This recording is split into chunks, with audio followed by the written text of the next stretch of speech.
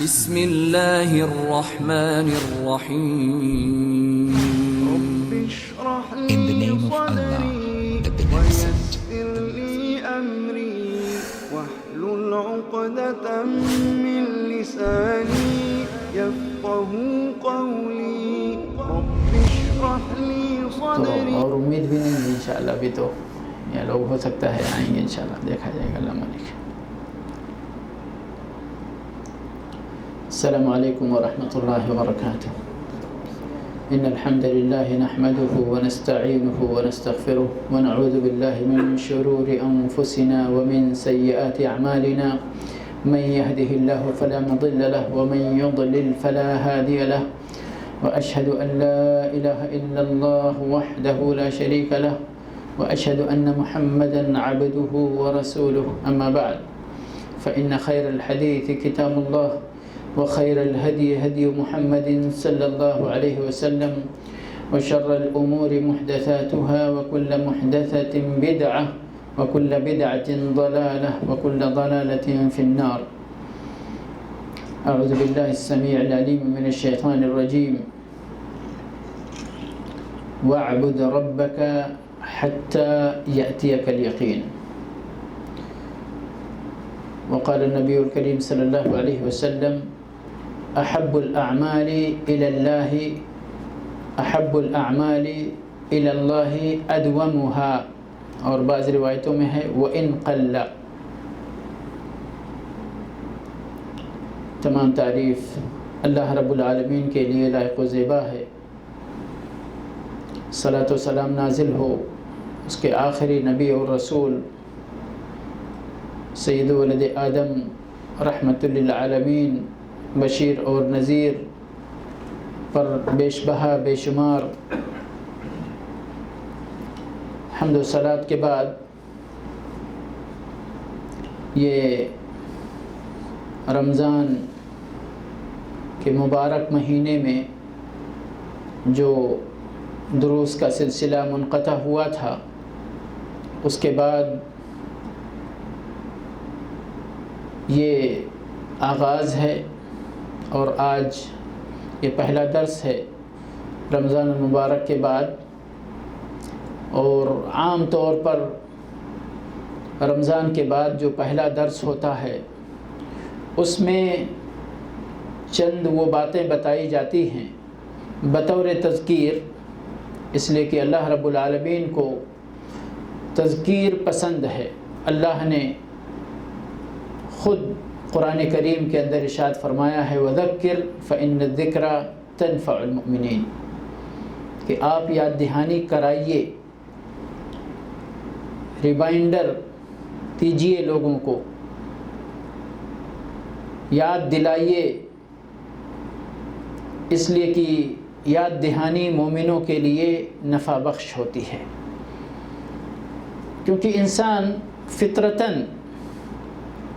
کبھی کبھی غفلت کا شکار ہو جاتا ہے، کبھی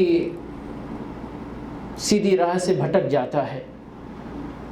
اور اسی لیے آپ دیکھیں گے کہ آدم علیہ السلام سے لے کر ہمارے نبی صلی اللہ علیہ وسلم تک بے شمار انبیاء کرام اور رسول اعظام اس دنیا کے اندر مبعوث فرمائے گئے، اور سب کی بعثت کے پیچھے یہی مقصد تھا. کیونکہ اللہ رب العالمین نے تو پہلے ہی آدم علیہ السلام کی پوری ذریت سے عہد لے لیا تھا. الست بربکم قالوا بلا، سب سے عہد لے لیا تھا. پوچھا تھا کہ کیا ہم تمہارے رب نہیں ہیں؟ سب نے بیک زبان ہو کر کہا تھا بلا، یقیناً اے اللہ تو ہی ہمارا رب ہے.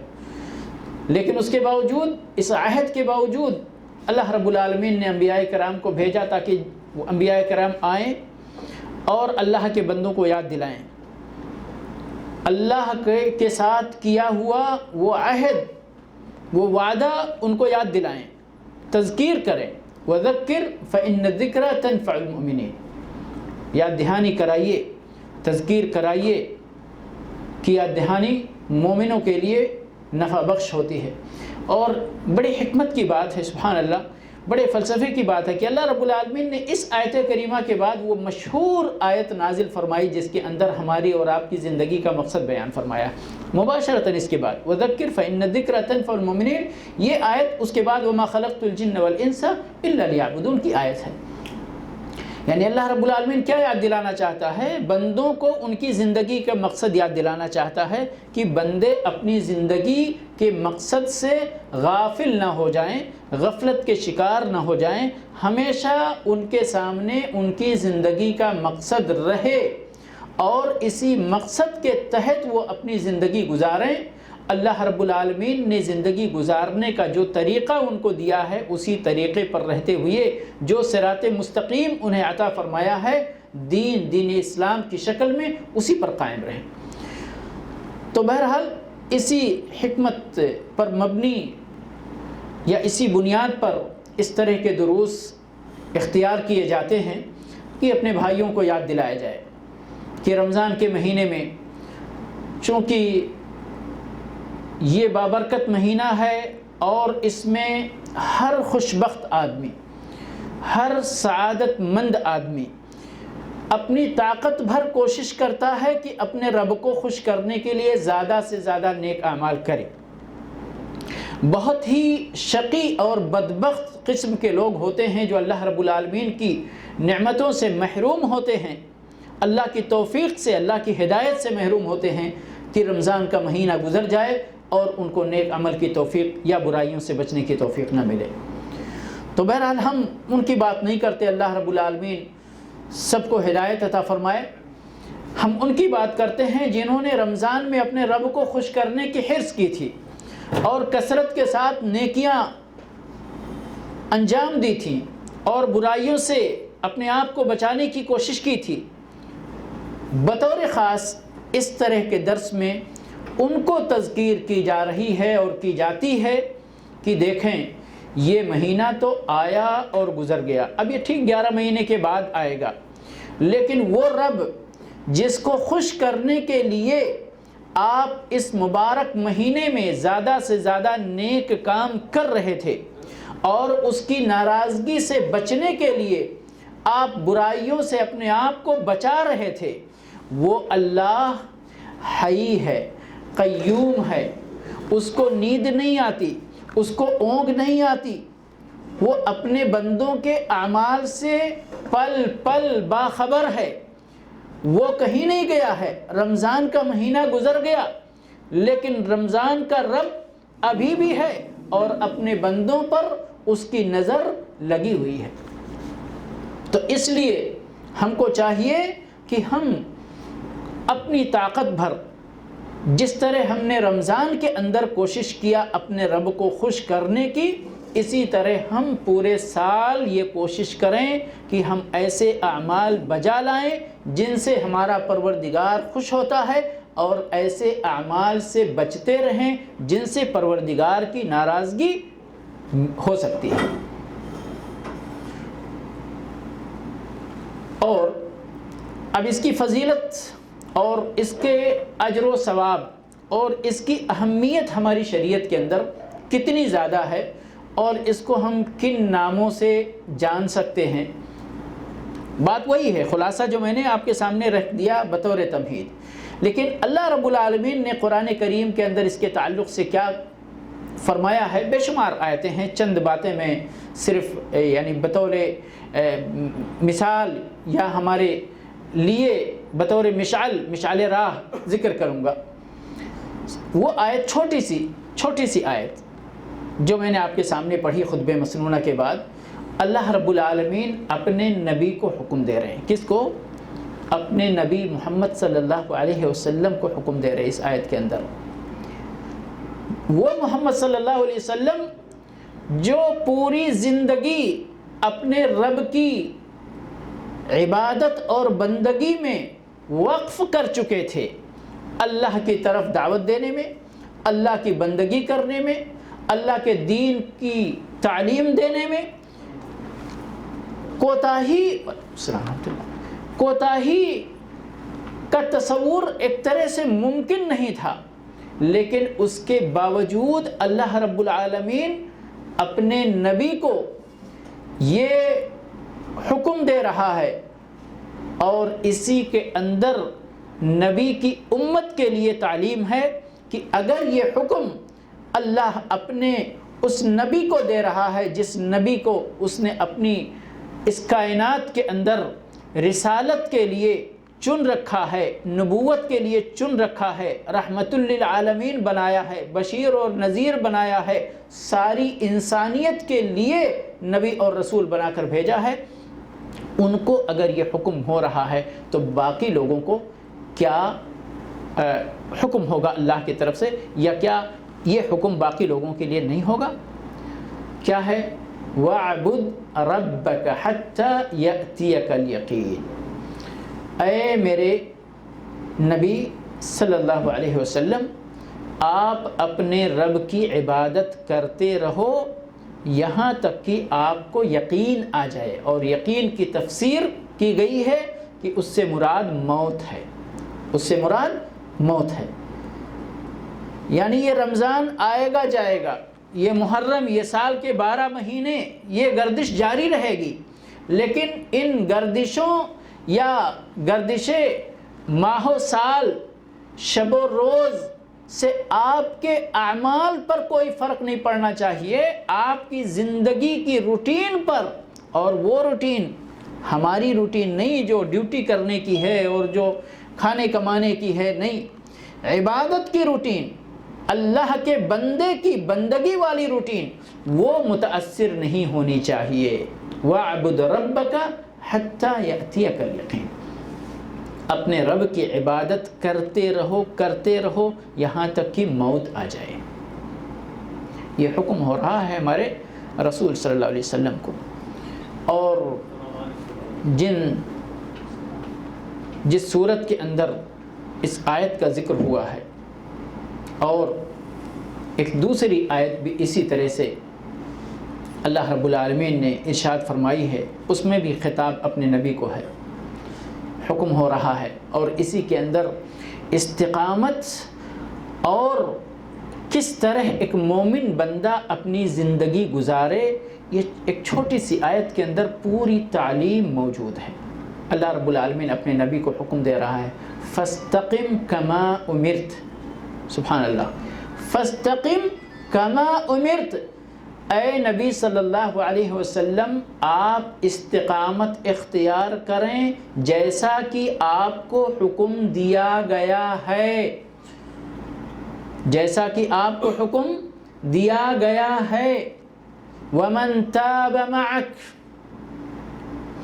اور وہ سارے لوگ بھی جو توبہ کر کے آپ کی صحبت اختیار کیے ہیں، آپ کے دین میں آ گئے ہیں، جنہوں نے استقامت اختیار کر لی ہے، جنہوں نے دین اسلام قبول کر لیا ہے، اور فرمایا وَلَا تَطْغَوْا، وَلَا تَطْغَوْا، طغیانی نہ کرو، سرکشی نہ کرو، ظلم نہ کرو، تعدی نہ کرو، صراط مستقیم سے انحراف نہ کرو، کج روی نہیں ہونی چاہیے تمہارے اندر۔ کیوں؟ اِنَّهُ بِمَا تَعْمَلُونَ بَصِيرٌ، اس لیے کہ رب العالمین جو کچھ بھی تم عمل کر رہے ہو وہ دیکھ رہا ہے۔ کون اللہ کی راہ پر قائم ہے اور کون ٹیڑھے میڑھے راستے پر چل رہا ہے، کون توحید پر ہے، کون صحیح عقیدے پر ہے، کون بدعتوں کے اندر مبتلا ہو گیا، کون بدعقیدگیوں کے اندر مبتلا ہو گیا، کون بدسلوکی کے اندر مبتلا ہو گیا، کس نے راہ راست سے انحراف اختیار کیا، کس نے اللہ کی راہ کو اختیار کیا، کس نے شیطان کی راہ کو اختیار کیا، یہ ساری باتیں اللہ رب العالمین اپنے بندوں کے سلسلے میں دیکھ رہا ہے۔ فَاسْتَقِمْ كَمَا أُمِرْتَ، اسی طرح سے استقامت اختیار کرو جس طرح سے تمہیں استقامت اختیار کرنے کا حکم دیا گیا ہے اللہ کی طرف سے۔ اب یہ حکم اگر نبی صلی اللہ علیہ وسلم جیسی شخصیت اور جیسی ذات کو ہو رہا ہے اللہ کی طرف سے، تو باقی لوگوں کے سلسلے میں آپ کیا تصور کرتے ہیں؟ اسی لیے میرے بھائی بڑی عظیم بات ہے، اور ایک انسان کو یہی کوشش کرنی چاہیے کہ اس کی زندگی اللہ کے دین پر گزرے، دین اسلام پر گزرے۔ جو کلمہ ہم نے پڑھا ہے لا الہ الا اللہ محمد الرسول اللہ، اس کلمے کے تقاضوں پر گزرے، تقاضوں کو پورا کرتے ہوئے گزرے، توحید پر گزرے، نبی صلی اللہ علیہ وسلم کی سنت پر گزرے، نبی صلی اللہ علیہ وسلم کی بتائی ہوئی راہ پر چلتے ہوئے گزرے، جیسا کہ اللہ رب العالمین نے ارشاد فرمایا وَأَنَّ هَذَا صِرَاطِي مُسْتَقِيمًا فَاتَّبِعُوهُ وَلَا تَتَّبِعُوا السُّبُلَ، اللہ کے صراط مستقیم پر چلتے ہوئے گزرے۔ یاد رکھیں یہ دین وہ سیدھا راستہ ہے، وہ سیدھی راہ ہے جس کو اللہ رب العالمین نے صراط مستقیم سے تعبیر کیا ہے، جس کی دعا ہم مانگتے ہیں سورہ فاتحہ کے اندر ہر نماز میں اہدنا الصراط المستقیم۔ اللہ کے نبی صلی اللہ علیہ وسلم نے ایک سیدھی لکیر کھینچی تھی، ایک لکیر کھینچی اور کہا یہ اللہ کا سیدھا راستہ ہے، یہ اللہ کا سیدھا راستہ ہے، اس راستے کو چھوڑ کر جو داہنے بھی گیا وہ بھی گمراہ، جو بائیں بھی گیا وہ بھی گمراہ، جو دائیں بھی گیا وہ بھی گمراہ، جو بائیں بھی گیا وہ بھی گمراہ۔ اگر ہم اس کو بطور مثال لے لیں سمجھانے کے لیے کہ دین کے اندر درمیانی راہ کو اختیار کرنا ہے، دین کے اندر غلو بھی نہیں کرنا ہے اور دین کے اندر کوتاہی بھی نہیں کرنا ہے۔ غلو بہت سارے ہمارے بھائی عبادت کرتے ہیں تو بھی سیدھے راستے سے بھٹک جاتے، اپنی مرضی کے مطابق اللہ رب العالمین کی عبادتوں کا راستہ اختیار کرتے ہیں، اور کچھ لوگ تو عبادت کا راستہ اختیار ہی نہیں کرتے بلکہ کفر اور الحاد کا راستہ اختیار کرتے ہیں، نمازیں ترک کرتے ہیں، اللہ رب العالمین کے دین کو فراموش کرتے ہوئے صرف نام کے مسلمان بن کر زندگی گزارتے ہیں۔ یہ دونوں طریقے اللہ رب العالمین کے دین سے انحراف ہے۔ صراط مستقیم اس سیدھی راہ کو چھوڑنا ہے، کوئی غلو کا راستہ اختیار کرے، مبالغہ کا راستہ اختیار کرے، وہ بھی ہمارے نبی کی سنت سے انحراف کر رہا ہے، اور کوئی کوتاہی کرے اللہ کے دین پر عمل کرنے کے اندر وہ بھی اپنے نبی کی سنت سے انحراف کر رہا ہے۔ نبی صلی اللہ علیہ وسلم کا طریقہ کیا تھا؟ میانہ روی، آپ سیدھی راہ کو اختیار کرتے تھے، اپنے نبی، اپنے اللہ رب العالمین، اپنے رب کی عبادت کے اندر بھی آپ بیچ کا راستہ اختیار کرتے تھے۔ وہ صحابہ کرام کا 3 صحابی جو آ کر کے اللہ کے نبی صلی اللہ علیہ وسلم کی عبادت کے بارے میں عائشہ رضی اللہ تعالی عنہ سے پوچھا تھا کہ اللہ کے نبی صلی اللہ علیہ وسلم کیسے عبادت کرتے ہیں، بتایا گیا تو انہوں نے کہا کہ یہ تو نبی صلی اللہ علیہ وسلم کی عبادت، یعنی تقالوہا کا لفظ آتا، کأنہم تقالوہا، گویا کہ انہوں نے اللہ کے نبی صلی اللہ علیہ وسلم کی ان عبادتوں کو کم سمجھا۔ ان کے اندر یہ تھا جذبہ زیادہ عمل کرنے کا، انہوں نے کہا کہ نہیں، اللہ کے نبی صلی اللہ علیہ وسلم تو بخشے بخشائے ہیں، لیکن ہم لوگ تو بڑے گنہگار ہیں، ہم کو اس سے زیادہ عمل کرنا چاہیے۔ اور پھر ان تینوں نے اپنا الگ الگ کہ ہم صرف رات بھر نماز ہی پڑھیں گے، ایک نے کہا ہم شادی نہیں کریں گے، ایک نے کہا ہم برابر روزہ رکھیں گے۔ اللہ کے نبی صلی اللہ علیہ وسلم ناراض ہوئے، اس پر تقریر فرمایا کہ میں تم میں سے سب سے زیادہ اپنے اللہ سے ڈرنے والا ہوں، سب سے زیادہ متقی ہوں، سب سے زیادہ پرہیزگار ہوں، لیکن میں رات میں نماز بھی پڑھتا ہوں، سوتا بھی ہوں، روزہ بھی رکھتا ہوں اور روزہ چھوڑ کے کھانا بھی کھاتا ہوں، اور میں نے شادیاں بھی کی ہیں، ازدواجی زندگی بھی گزارتا ہوں، میں رہبانیت کی زندگی اس دین کے اندر پسند نہیں کی گئی ہے، حتیٰ کسی دین کے اندر بھی رہبانیت کی زندگی کو پسند نہیں کیا گیا، تصوف کو پسند نہیں کیا گیا۔ جو لوگ اللہ رب العالمین کے دین سے ہٹ کر اپنے اختیار کے مطابق اپنے رب کو خوش کرنا چاہتے ہیں، اللہ رب العالمین اس چیز کو پسند نہیں فرماتے ہیں۔ تو میں یہ عرض کر رہا تھا کہ صرف دین کے اندر نیک اعمال میں کوتاہی کرنا ہی دین سے انحراف نہیں ہے، بلکہ دین کے اندر مبالغہ کرنا یہ بھی انحراف ہے۔ اللہ کے نبی صلی اللہ علیہ وسلم کی سنت سے تجاوز کرنا یہ بھی انحراف ہے۔ تو کیا ہے؟ فاستقم کما امرت ومن تاب معک،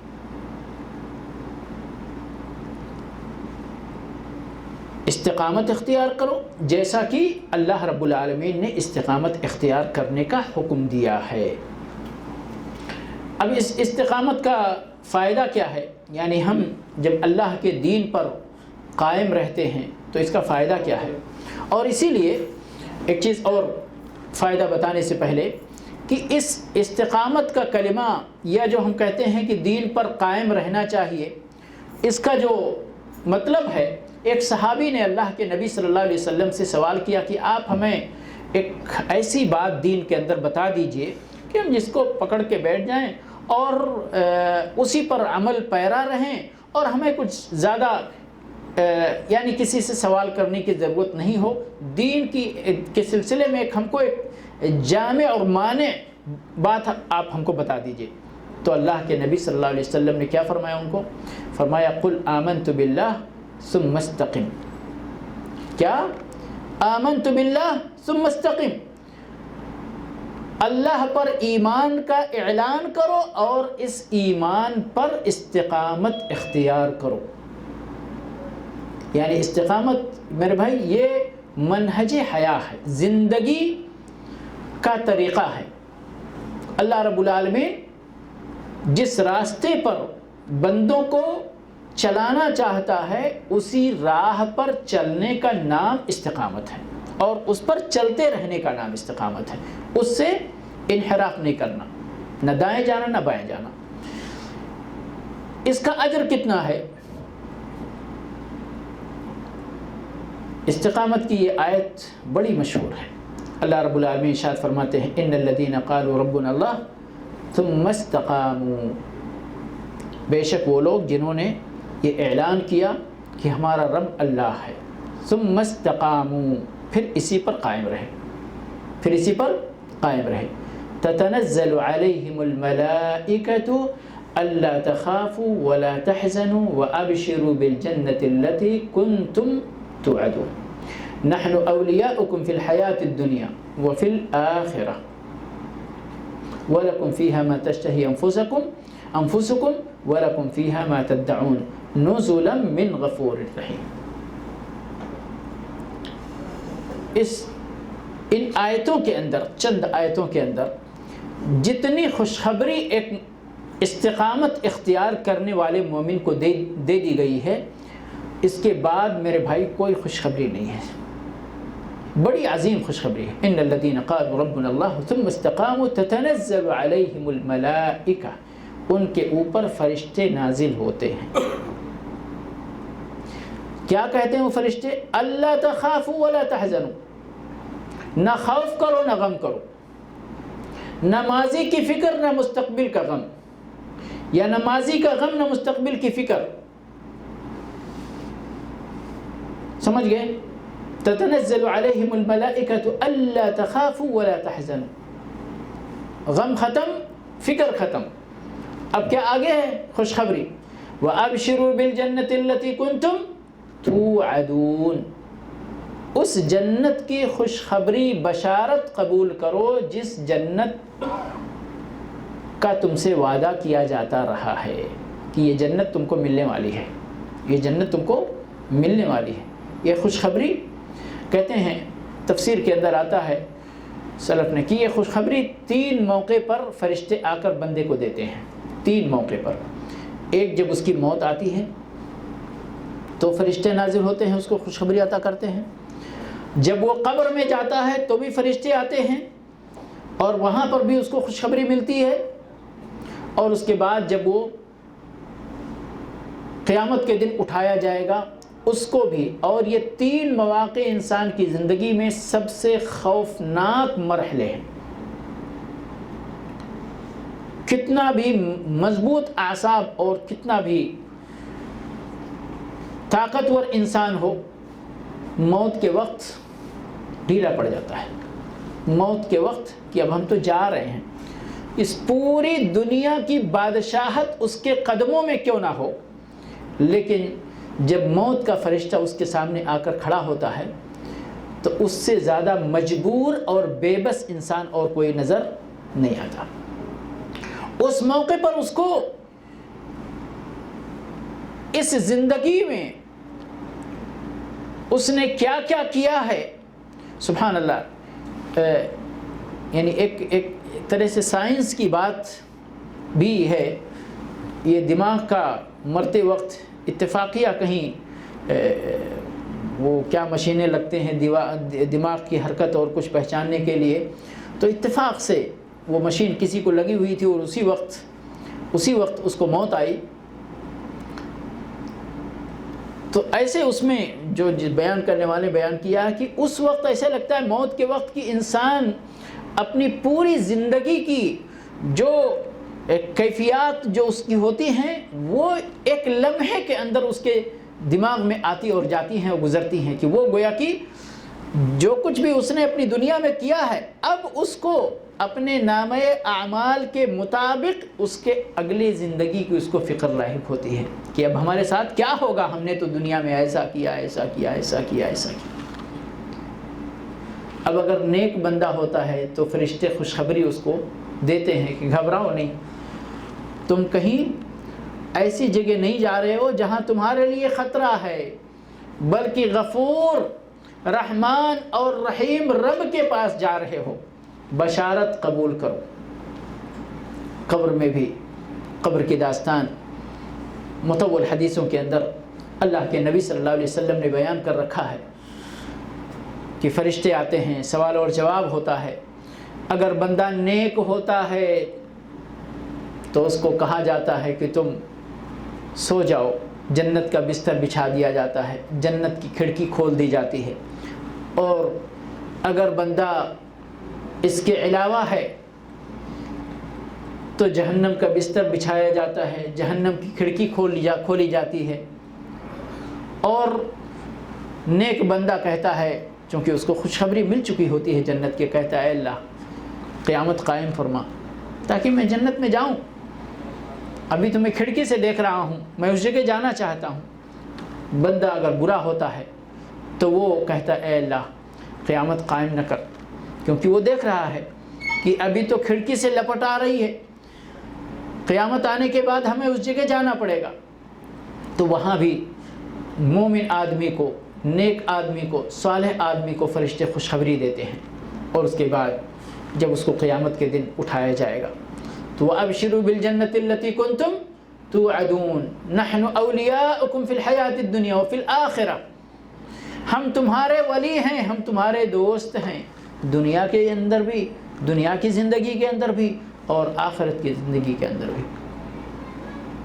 وَلَكُمْ فِيهَا مَا تَشْتَهِي أَنفُسُكُمْ وَلَكُمْ فِيهَا مَا تَدَّعُونَ، اس جنت کے اندر تمہارے لیے وہ سب کچھ ہے جس کی تمہارے اندر خواہش پیدا ہوگی، جس کی تم مدعا کرو گے، جسے تم چاہو گے۔ نزلا من غفور الرحیم، یہ اللہ کی طرف سے مہمان نوازی ہوگی تمہارے لیے، مہمان نوازی ہوگی تمہارے لیے۔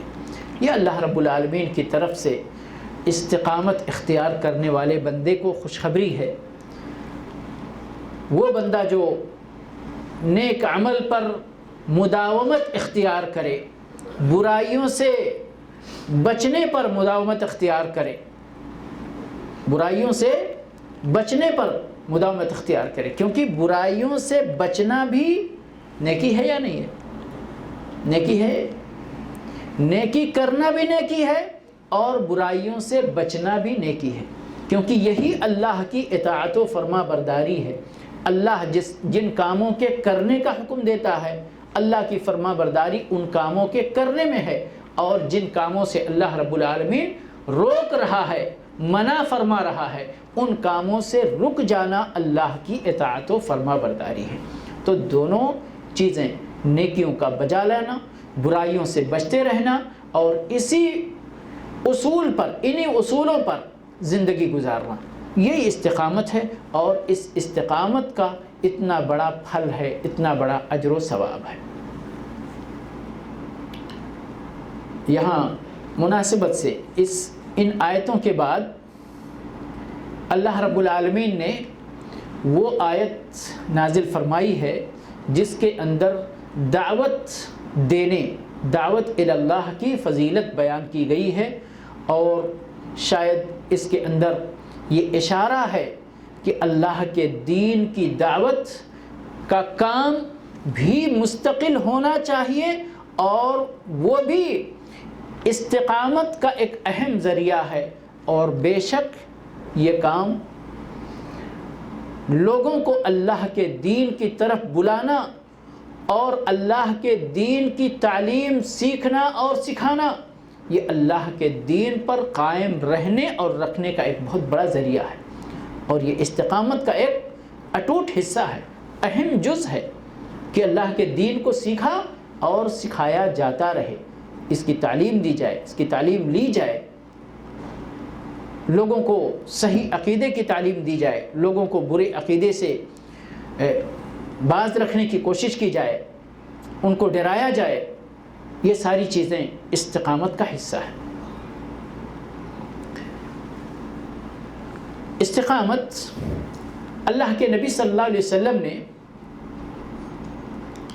دیکھیں ایک انسان ہوتا ہے، جیسے ابھی رمضان کی ہی مثال لیں، بہت تیزی کے ساتھ اللہ کے نیک راستے پر چلتا ہے، پھر انسان تو انسان ہے، کبھی اس کو ملل بھی آتا ہے، کبھی سستی بھی لاحق ہوتی ہے، کبھی یعنی نیک راستے پر اس کی جو رفتار پہلے تھی وہ رفتار باقی نہیں رہ پاتی ہے، لیکن یہی تو حکمت ہے اس کے اندر، وہ رفتار کمی اور بیشی اس کے اندر ہو وہ حرج نہیں ہے، لیکن بندے کو نیک راستے سے ہٹنا نہیں چاہیے، اور وہ کام زندگی کے اندر اختیار کرے اور اس پر ثابت قدم رہے جتنے کی اس کے پاس طاقت ہو، جتنے کی اس کے پاس طاقت ہو۔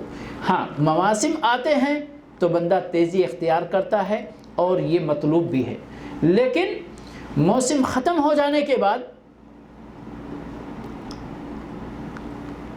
وہ بالکلیہ سستی کا شکار ہو جائے، بلکہ انحراف کا شکار ہو جائے، تو یہ ایک مومن کی شان نہیں ہے۔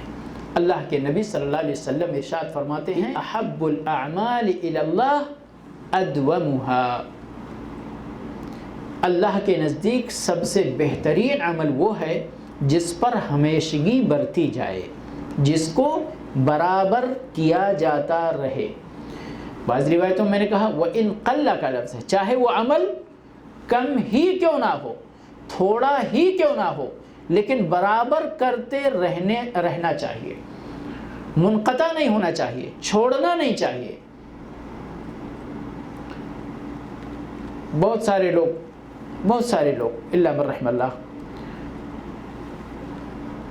جذبے میں آتے ہیں، یا رمضان کے مہینے میں قرآن کئی ختم کرتے ہیں، نہیں ہم کو تو اس رمضان میں اتنا ختم کرنا ہے، اور الحمدللہ اللہ کی توفیق سے کرتے بھی ہیں، لیکن جیسے رمضان کا مہینہ ختم ہوتا قرآن بند کیا، اب دوبارہ دوسرا رمضان آئے گا جب ہی قرآن کھلے گا، پھر ختم کریں گے، ختم پہ ختم کریں گے، مشکل نہیں خوب ختم کریں گے، لیکن یہ 11 مہینہ جزدان میں بند اور طاق میں سجا ہوا قرآن نہیں چاہیے اللہ کو یہ چاہیے کہ آپ رمضان میں بھلے ہی 2 ختم کرو، 3 ختم کرو، جتنے بھی کرو، لیکن رمضان کے بعد بھی یہ مصحف آپ کے سامنے کھلا رہنا چاہیے۔ آپ 1 صفحہ پڑھو، 2 صفحہ پڑھو، 1 ربع پڑھو، آدھا پڑھو، 1 پارہ پڑھو، لیکن قرآن سے آپ کا رشتہ ختم نہیں ہونا چاہیے، ڈسکنیکٹ نہیں ہونا چاہیے، منقطع نہیں ہونا چاہیے، یہ رشتہ قائم رہنا چاہیے۔ اور اسی طرح کی مثال دیگر عبادتوں کی ہے۔ اب ہمارا حال یہ ہے بہت سارے لوگوں کا، اور سن کر بڑا افسوس بھی ہوتا ہے کہ رمضان میں 5 وقتہ نمازوں کی پابندی بھی لوگ کرتے ہیں، اوپر سے نفلی بھی عبادتیں بہت سارے لوگ پابندی کے ساتھ کرتے ہیں، بہت سارے لوگ یعنی، لیکن جیسے رمضان جاتا ہے تو نفلی عبادتیں تو اپنی جگہ، فرائض سے بھی کوتاہی دیکھنے میں آتی ہے اور صاف نظر آتی ہے۔ حتیٰ کہ اگر پرانے لوگ ہوں گے تو جانتے ہوں گے، ایک حیدرآباد کے قریب کے شیخ عبدالعلیم فانی ہوا کرتے تھے یہاں پر، وہ ایک اشتہار جیسا لوگوں کی نصیحت کے لیے لکھ کر چھوٹا سا وہ پڑھتے پڑھاتے تھے۔ اس کا ہیڈنگ ہوتا تھا تلاش گمشدہ، تلاش گمشدہ، کہ بھئی کل تک جو لوگ یہاں تھے آج وہ کہاں غائب ہو گئے، ان کی تلاش کرنی چاہیے، ان کی تلاش ہونی چاہیے۔ تو یہ واقعی یہ مسئلہ ہے۔ ابھی واٹس ایپ پر کسی صاحب نے شیئر کیا تھا کہ مسجد کے اندر، وہ مسجد جو بھری رہتی تھی رمضان میں، اس میں صرف 3 آدمی نماز، آگے امام صاحب ہیں اور ان کے پیچھے 3 آدمی ہیں، میرے پاس جو واٹس ایپ آیا، سمجھئے۔ اور واقعی یہ حال بہت ساری جگہوں کا ہے، ایسا نہیں ہے کہ یہ صرف تصور کی دنیا کی پیداوار ہے، یہ چیز نہیں، حقیقت بھی ہے اسی طرح۔ بہت ساری ایسی جگہوں پر جہاں پر دین کی وعی نہیں ہے، لوگوں کو ایک رسم و رواج کی طرح لوگ دین پر عمل کرتے چلے آ رہے ہیں، تو انہوں نے دیکھا اپنے آبا و اجداد کو کہ رمضان آتا ہے تو بڑا اہتمام شروع ہوتا ہے، اس لیے انہوں نے بھی اہتمام شروع کر دیا، اور رمضان جیسے ہی جاتا ہے وہ سارا اہتمام ختم ہو جاتا ہے۔ تو دین کو سمجھ کر دین پر عمل کرنا ایک بات ہوتی ہے، اور اپنے معاشرے پر دین کے اندر عمل کس طرح کیا جا رہا ہے اسی طرح اپنے عمل میں اس کو شامل کر لینا یا اسی ڈگر پر چل پڑنا، یہ ایک اور بات ہوتی ہے۔ تو اس لیے ہمیں اپنے دین کو سمجھنا چاہیے، اور اللہ رب العالمین کی منشا کیا ہے کہ ہم کس طرح زندگی گزاریں۔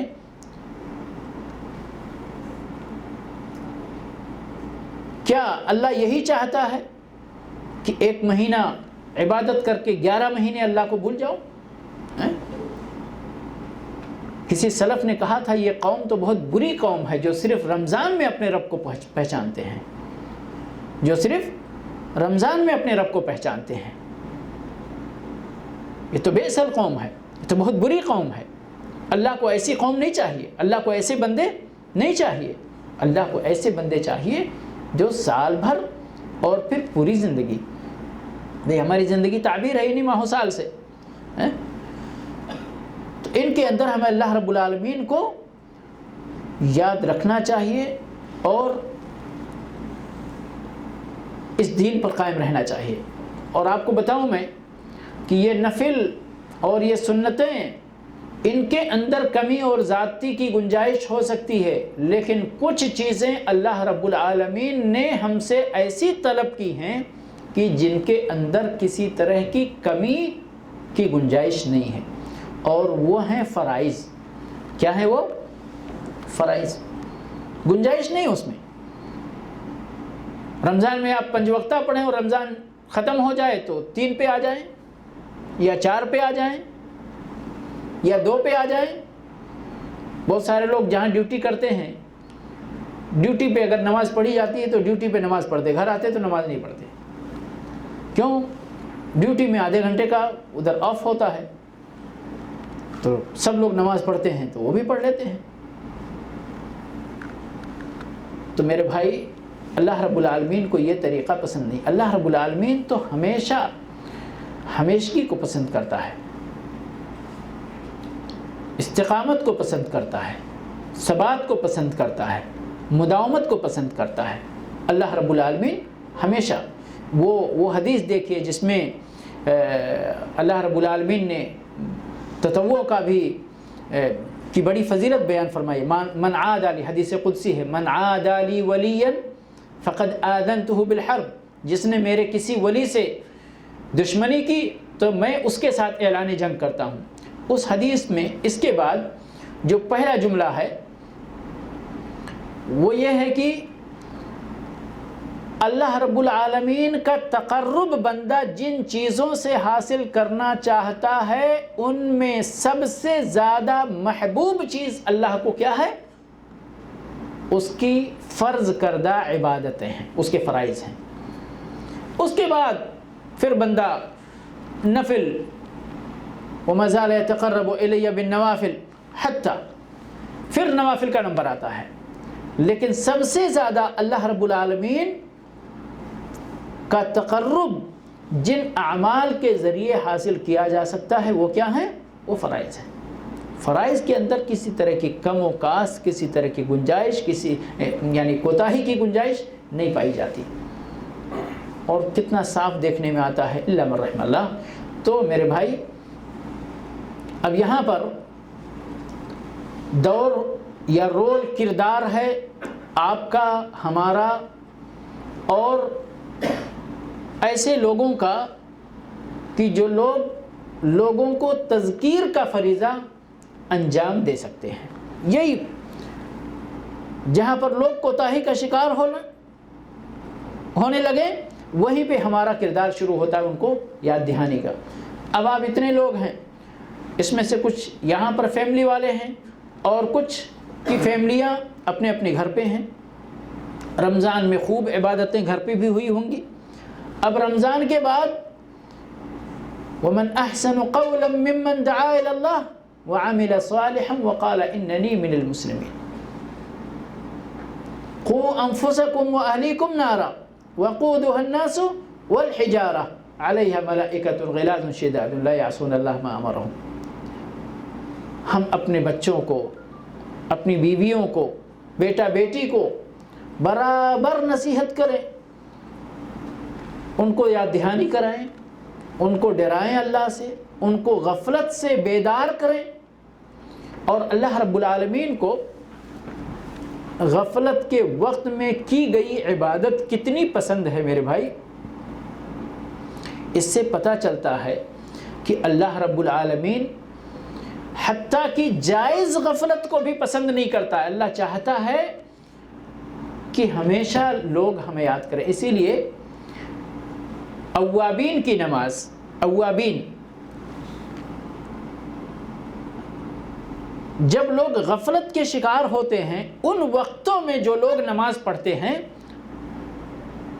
ان کی نمازوں کو کہا جاتا ہے اوابین کی نماز. وہ ہم لوگ جو خاص کر کے رکھتے ہیں نا کہ یہ اوابین کی نماز ہے اور وہ اوابین کی نماز، حقیقت میں یہی ہے. اللہ کے نبی صلی اللہ علیہ وسلم مغرب اور عشاء کے درمیان بھی نماز پڑھتے تھے اور چاشت کے وقت کی نماز کو بھی اوابین کی نماز کہی گئی ہے. کیوں؟ اس لیے کہ یہ دونوں وقت مغرب کی نماز لوگ پڑھ لیتے ہیں اور تھوڑی دیر کے بعد عشاء کی نماز پڑھنا ہوتا ہے. یہ بیچ کا وقت لوگ کھانے پینے اور اس طرح کے اپنی بعض ضروریات کو پوری کرنے میں لگ جاتے ہیں اور اللہ سے جائز ہے، کوئی بات نہیں ہے. آپ اپنے دنیا کے کام کاج کر رہے ہیں، ابھی آپ فرض ادا کیے ہیں، مغرب کی سنت آپ نے پڑھ لی ہے، اب آپ کے لیے جائز ہے. لیکن اس وقت میں بھی اگر کوئی اپنے ان مشغولیات کو ترک کر کے اپنے ان مشغولیات کے وقت کو اللہ کے تقرب کے لیے لگاتا ہے اور نمازیں پڑھتا ہے تو اس کی بڑی قیمت ہے اللہ کے نزدیک، بڑی قیمت ہے. عام طور پر لوگ فجر کے بعد نمازیں پڑھ کے، حتیٰ کہ اگر کسی نے اشراق کی نماز بھی پڑھی ہے تو پڑھی ہے، اس کے بعد لوگ کام کاج میں لگ جاتے ہیں. 8 بجے 9 بجے 10 بجے 11 بجے کون نماز پڑھتا ہے کہ نہیں؟ لیکن اگر کوئی اللہ کا بندہ ہے جو اس وقت میں بھی اپنے رب کو بھولتا نہیں ہے اور ٹائم نکال کر اپنے کام کاج، اپنی مشغولیات کو روک کر 2 رکعت ہی صحیح، 4 رکعت صحیح، 6 صحیح، 8 صحیح، جتنی اس کو اللہ کی توفیق ہوتی ہے نماز پڑھتا ہے تو یہ نماز اس کی بڑی قیمت ہے اللہ کے نزدیک. اسی لیے میرے بھائی ایک حدیث آپ یقین کریں سبحان اللہ کہ غفلت کے وقت کی عبادت اللہ کو کتنی زیادہ پسند ہے. اس حدیث پر غور کیجئے، اور میں نے یقین مانے غور کیا تو کتنی حکمتیں ہیں۔ آپ بازار، یہ اللہ سے عام طور پر بازار جگہ کیسی ہے؟ لوگ اپنے خرید فروخت، سامان اٹھاؤ دھرو، بزنس کرو، تجارت کرو، پیسے کماؤ، یہی جگہ ہے نا۔ اب اگر اس جگہ کوئی اپنے رب کو یاد کرتا ہے تو اس کو کتنا اجر ملتا ہے۔ مسند احمد کے اندر حدیث ہے کہ جو بندہ بازار میں داخل ہوا اور یہ دعا پڑھی، کون سی دعا؟ لا الہ الا اللہ وحدہ لا شریک لہ لہ الملک و لہ الحمد یحیی و یمیت وہو حی لا یموت بیدہ الخیر وہو علی کل شیء قدیر، یہ دعا ہے، ٹھیک ہے؟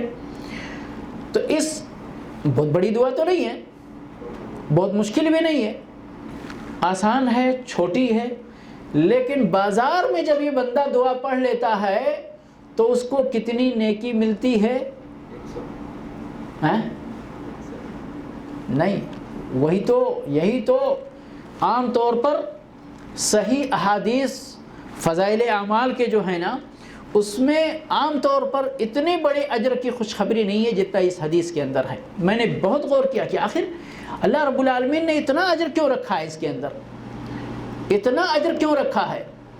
تو میں اسی نتیجے پر پہنچا کہ اس لیے ہے کہ یہ غفلت کی جگہ ہے۔ اگر کوئی وہاں اس غفلت کی جگہ میں بھی اپنے رب کو نہیں بھول رہا ہے تو رب کے نزدیک اس بندے کا یہ چھوٹا سا عمل بھی بہت قیمتی ہے، اس لیے اس کا اجر اللہ نے اتنا رکھا ہے۔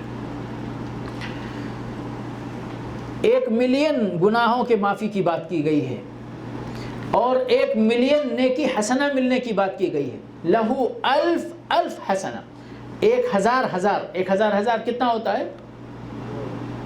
1 ملین، 1 ملین نیکی اور 1 ملین خطاؤں کا کفارہ، اور 1 ملین اور کیا ہے اس کو؟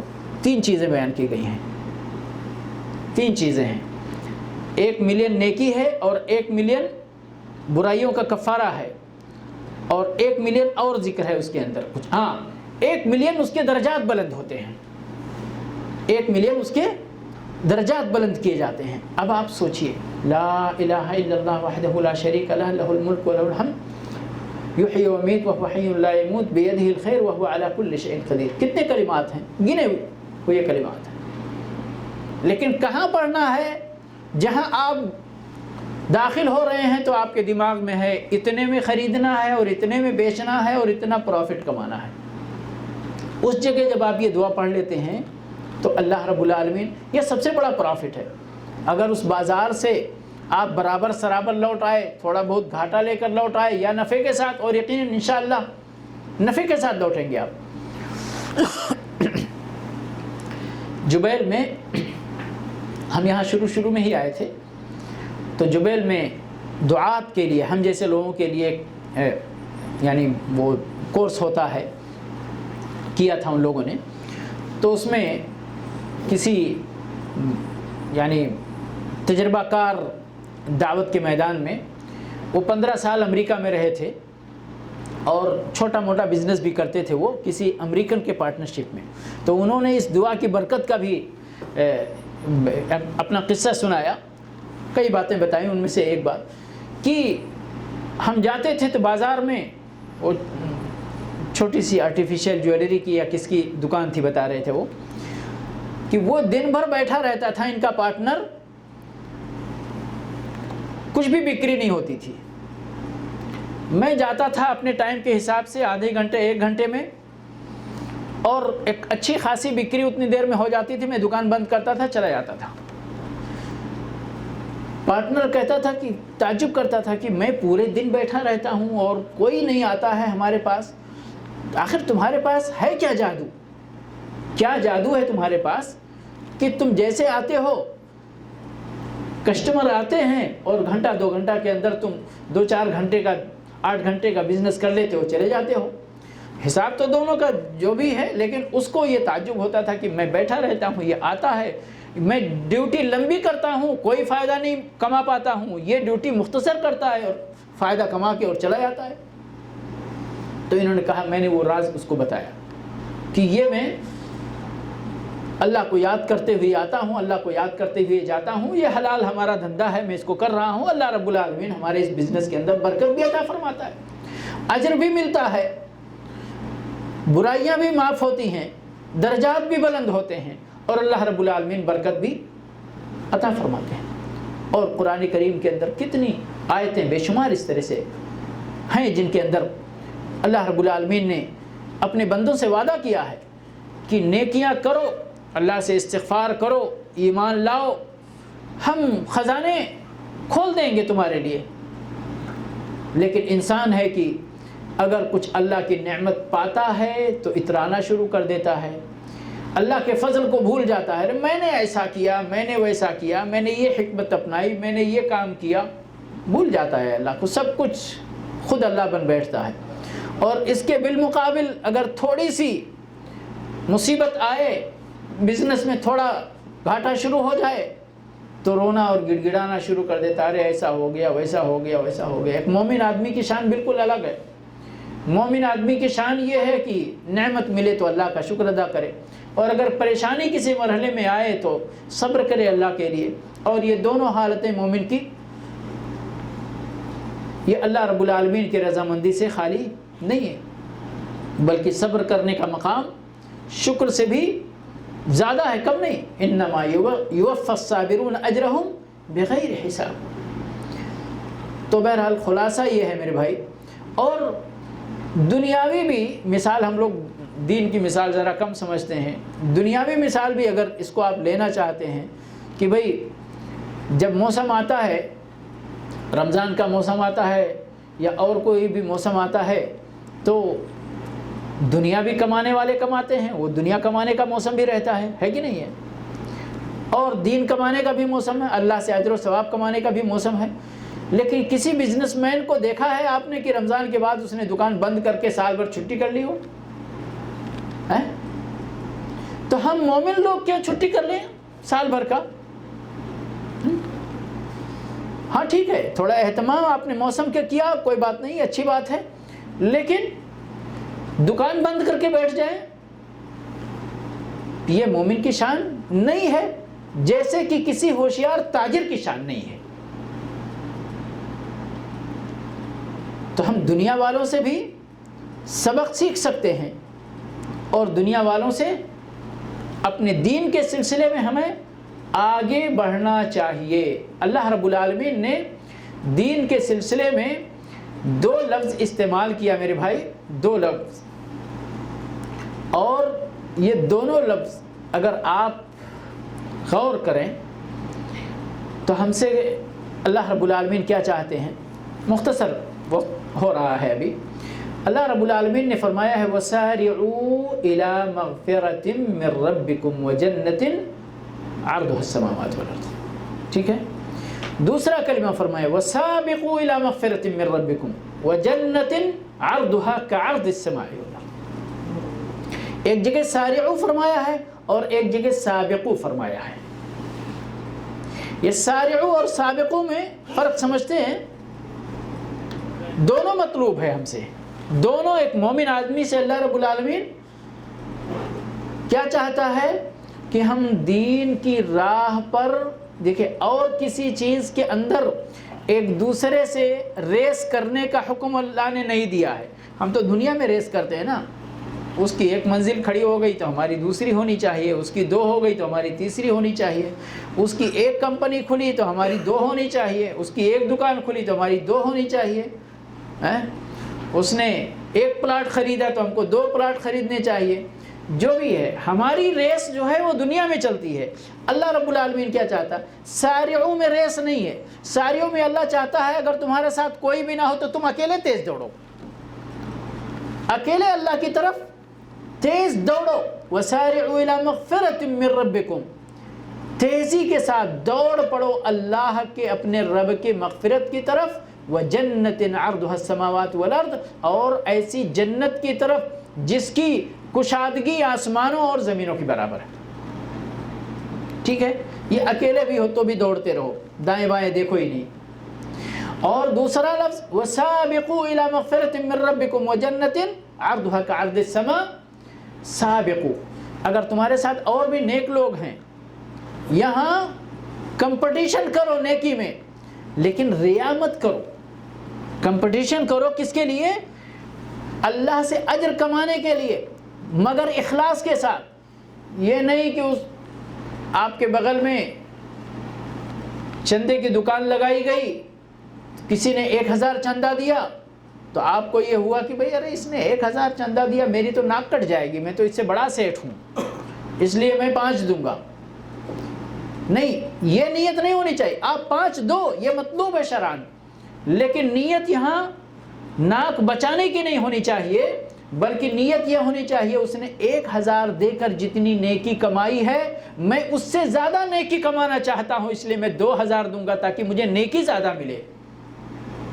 یہ ہے کمپٹیشن شریعت کے اندر، جس کو اللہ چاہتا ہے ہم سے، جو مطلوب ہے.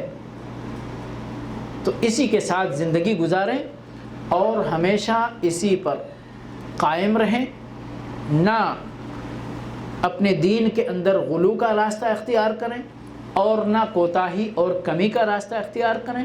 اللہ کے اوامر کو بجا لائیں کہ یہی اللہ کا حکم ہے اور یہی اس کی فرما برداری کا تقاضا ہے. برے کاموں سے اپنے آپ کو بچاتے رہیں کہ یہی اللہ کی فرما برداری ہے اور یہی اس کی فرما برداری کا تقاضا ہے. اسی پر زندگی گزارتے رہیں. وَعْبُدْ رَبَّكَ حَتَّى يَأْتِيَكَ الْيَقِينُ.